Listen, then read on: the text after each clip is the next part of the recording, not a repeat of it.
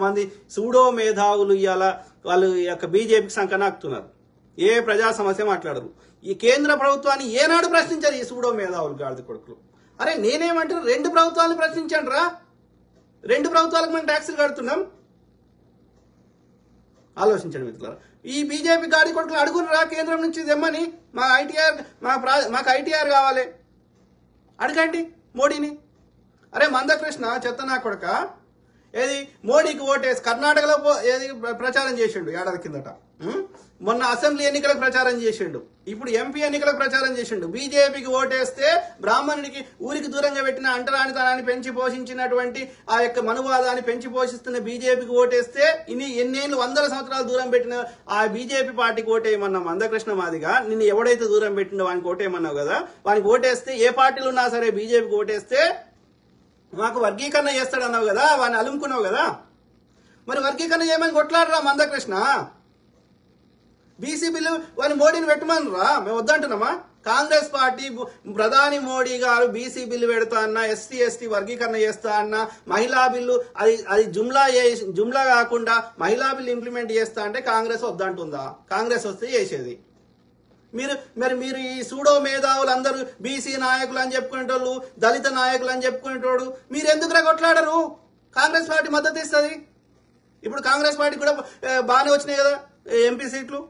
మిత్రపక్షాలకు, కాంగ్రెస్ యొక్క మిత్రపక్షాలకు కూడా, ఇండియా కూటమి భాగస్వామ్య పక్షాలకు కూడా బాగానే వచ్చినాయి కదా ఎంపీ సీట్లు. కాంగ్రెస్ లేకపోతే కూడా బిల్లులు పాస్ అయ్యే అవకాశాలు లేవు కదా. మద్దతు ఇస్తాం కదా, రాజ్యసభలైనా లోక్సభలైనా. బిల్లులు పెట్టండి, ఇంప్లిమెంట్ చేయండి. దానికి డీలిమిటేషన్, జనాభా లెక్కలు, కులగణన లెక్కలు, దేనికో లెక్క పెట్టం వద్దంటున్నామా? మోడీ అంటే ఆయన కాంగ్రెస్ హయాంలో, యూపీఏ హయాంలో 2011లో లెక్క పెట్టినాం. ఎవ్రీ 10 years అని చట్టం ఉంది. అంటే 2021లో లెక్క పెట్టాలి. ఎవడు ఆపుతున్నాడు? కరోనా ఉందాను 21. కరోనా అయిపోయి ఎన్నేళ్ళు అయింది? ఇప్పుడు లాస్ట్ గవర్నమెంట్ ఉన్నప్పుడు 2020 ఎన్నికల కంటే ముందు లెక్క పెట్టగలుగుతుండే. ఇప్పుడు లెక్క పెట్టు, ఆపుతున్నామా? దానికి డీలిమిటేషన్ లెక్క పెడతావు, ఏదో చెప్తావు. కానీ 3% ఉన్న మరి ఈ యొక్క బ్రాహ్మణులకి 10% ఈడబ్ల్యూఎస్ కింద ఇచ్చినప్పుడు 8 లక్షలు ఉన్నోడు, 8 లక్షల సంవత్సరానికి సంపాదించుకునే బ్రాహ్మణుడు వాడు పేదోడు అంట. మరి అప్పుడు ఇచ్చేటప్పుడు ఏమన్నా డీలిమిటేషన్, జనాభా లెక్కలు, కులగణన లెక్కలు పెట్టినావా?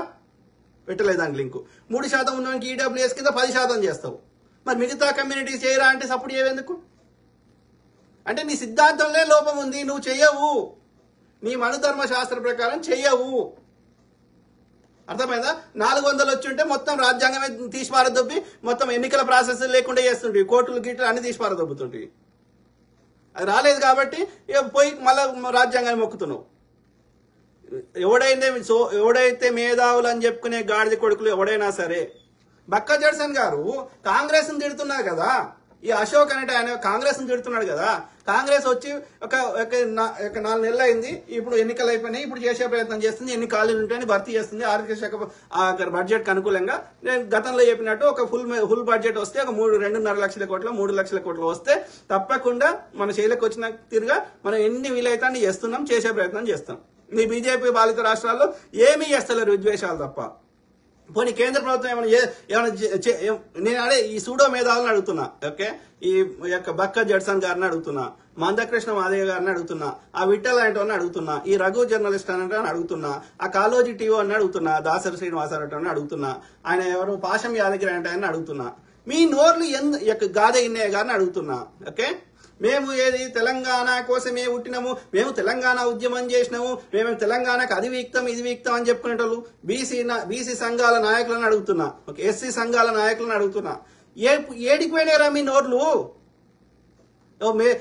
మేము మేధావులం అని చెప్పుకుంటామని అడుగుతున్నా, సామాజిక కార్యకర్తలను అడుగుతున్నా. ఏడికి పోయినారా మీ నోర్లు? మోడీ అనే దుర్మార్గుడు ఇలా 3వసారి వచ్చిండు. వాడు ఏమైనా నిర్ణయం వాడికి అనుకూలమైన ప్రజలందరూ వ్యతిరేకించిన రైతుల నల్ల చట్టాలు చేయగలిగినప్పుడు, ఎన్నో చట్టాలు తెచ్చినప్పుడు, ఇప్పుడు ఈ యొక్క బీసీ బిల్లు, మహిళా బిల్లు, ఎస్సీ వర్గీకరణ, ఎస్టీ వర్గీకరణ అమలు చేస్తా అంటే వాడు ఎందుకు చేస్తలేడు? వీడెందుకు అడుగుతలేడు? కేంద్ర ప్రభుత్వం నుంచి రాష్ట్రానికి రావాల్సిన విభజన చట్టంలో ఉన్న హామీలు నెరవేర్చాలని ఎందుకు అడుగుతలేడు బక్క జడ్సన్ గారు? ఎందుకు అడుగుతలేడు ఈ యొక్క అది పాశం యాదగిరి గారు? ఎందుకు మీరు బీజేపీ సంఖ్య నాకుతున్నారు? అప్పుడు మీరు ఇండిపెండెంట్ కాదు, అప్పుడు మీరు బయాస్డ్. రఘువర్ జర్నలిస్ట్ అనే చెత్త నా కొడుక ఎందుకు అడుగుతలేవు? రాష్ట్ర ప్రభుత్వాన్ని అడగంగా వద్దంటలేం రా నాయన, అబద్ధాలు ప్రచారం చేద్దంటున్నాం అంతే తప్ప రాష్ట్ర ప్రభుత్వాన్ని అడగండి. టైం ఇవ్వండి రా అయ్యా. తెలంగాణ ప్రజలు 5 ఏళ్ళు ఇచ్చిర్రు, నరేంద్ర మోడీ అనే గాడి కొడుకు 10 ఏళ్ళు ఇచ్చిర్రు, అప్పుడు ఇది కేసీఆర్ అనే గాడి కొడుకు 10 ఏళ్ళు ఇచ్చిర్రు, కాంగ్రెస్ కి 5 ఏళ్ళు ఇచ్చిర్రు. 5 ఏళ్ళు ఇచ్చినప్పుడు ఇప్పుడు 6 నెలల 3 నెలలు 2 నెలలు ఎన్నికలకే వీకింది. ఫస్ట్ 1-2 మంత్స్ గవర్నమెంట్ ఫామ్ చేయడానికే వీకింది. వాడు చేసేది చేస్తున్నాడు. ఒక 1-2 ఇయర్స్ తర్వాత మేము మొత్తం ప్రోగ్రెస్ రిపోర్ట్ చెప్తాము. అయినా మీరు ప్రశ్నించండి, అలా మేక్ సెన్స్ ఉంటే మేము తప్పకుండా వాటిని పరిగణలోకి తీసుకుంటాం, సమయానుకూలంగా చేస్తాము. కానీ వాడు చేసుకున్న నిర్ణయాలు వాటి ఫలితాలు అందాలంటే 1-2 ఇయర్స్ టైం పడుతుంది. ఓపిక పడదామని నేను చెప్తున్నా. కానీ కేంద్రంలో మోడీ అయితే 10 ఏళ్ల నుంచి ఉన్నాడు కదరా అయ్యా, మీరు అడగరు. అంటే మీరు బయాస్, నేను ఇక్కడ ఓవరాల్ చెప్పదలుచుకుంది ఏంటంటే మీరు బయాస్డ్ ఉన్నారు. మీరు బీజేపీ కార్యకర్తలు లెక్క పనిచేస్తున్నారు. మరి బీజేపీ బెదిరించిండని మీరు నోరు మూసుకుంటారా? బీజేపీ దగ్గర పైసలు తీసుకుంటారా?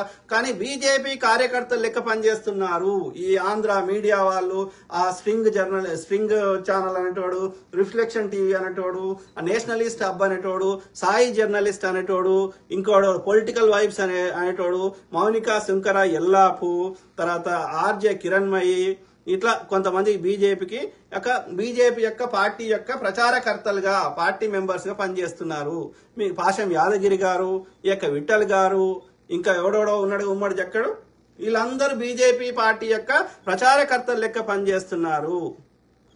అలా చేస్తే ఓకే, భారత ప్రజలు గాని తెలంగాణ ప్రజలు గాని మిమ్మల్ని క్షమించరు. గుర్తుపెట్టుకోండి, అర్థమైందా? రాష్ట్రానికి రావాల్సిన ఐటీఆర్ ప్రాజెక్టు, రాష్ట్రానికి రావాల్సిన విభజన చట్టంలో ఉన్న అన్ని హామీలు నెరవేర్చడానికి కొట్లాడండి. అర్థమైందా?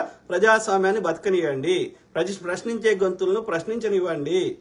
అర్థమైందా? అందరి మీద సిబిఐ ఈడీ అని ప్రజలు ఎన్నుకున్న ప్రభుత్వాన్ని గులుస్తా అంటే, ప్రజలు ఎన్నుకున్న ముఖ్యమంత్రి లోపల పెడతా అంటే మీ నోర్లు ఏడిపోతున్నాయిరా? ఎందుకు నోరు మూసుకుంటారు? ఇదే బక్క జయసం గారు కాంగ్రెస్ మీద, రేవంత్ రెడ్డి మీద ఇన్ని ఛానళ్లలో, ఇన్ని యూట్యూబ్లలో వరుతుంటాడు కదా, మరి బీజేపీని ఎందుకు ప్రశ్నించాడు అయినా? అంటే కిషన్ రెడ్డి తోటి కాంప్రమైజ్ అయ్యిందా? అరే మందకృష్ణ, నువ్వు నిజంగా కొట్లాడంటే ఎప్పుడో వచ్చేదిరా వర్గీకరణ. ఎన్నేళ్ళ నేను షెడ్ వేసుకున్నప్పటి నుంచి కొట్లాడుతున్నావు, గిన్నేళ్ళైనా రాదారా? రైతులు నల్ల చట్టాలకు పోవాలని కొట్లాడితే రాలేదా? ఈ బీసీ నాయకులు అని చెప్పుకుని ఎవడోడో పేర్లు పెట్టుకుంటారు. ఈ రాజ్య అధికార సమితి, ఆ సమితి, ఈ సమితి, బీసీలను కొట్లాడు. నిజంగా మీకు దమ్ముంటే కొట్లాడితే అందరు కలిసి రోడ్ల మీదకి వచ్చి కొట్లాడితే ఎందుకు రాదురా అయ్యా? అంటే మీరు కొట్లాడినట్టు నటించి ఆడవాడు పైసలు ఇస్తే బీజేపీ వాడు నోరు మూసుకుంటారు. బండి సంజయ్ గారి దగ్గర పైసలు తీసుకొని, కిషన్ రెడ్డి గారి దగ్గర పైసలు తీసుకొని నోరు మూసుకుంటారు. మీరేం నాయకులు రా? ఆలోచించండి మిత్రులారా ప్లీజ్. ఓకే.